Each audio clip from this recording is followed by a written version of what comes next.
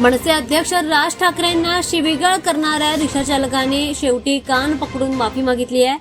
ठाण्यातील गांधीनगरमध्ये परप्रांतीय रिक्षाचालकाने शिवीगाळ केला होता। या प्रकरणात पोलिसात गुन्हा दाखल झाल्यानंतर त्याने स्वतःनेच येऊन माफी मागितली आहे। चूक कबूल करत रिक्षाचालकाने कान पकडत आणि उठबशा काढत माफी मागितल्याचं समोर येत आहे। शैलेश यादव असं माफी मागणाऱ्या रिक्षाचालकाचं नाव आहे। शैलेश यादव यांनी दारूच्या नशेत ठाण्यातील गांधीनगरमध्ये एका मराठी तरुणाला शिवीगाळ केला।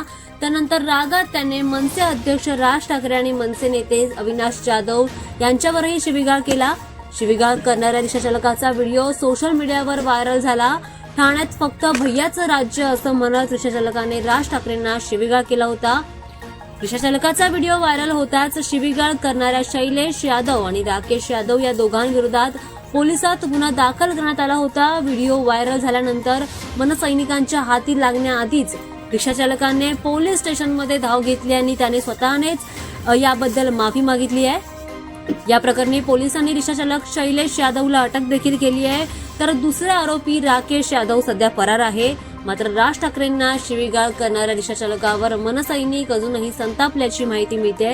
या रिक्षाचालकाचा मनसे स्टाईल उत्तर देण्याचा इशारा मनसैनिकांनी दिला।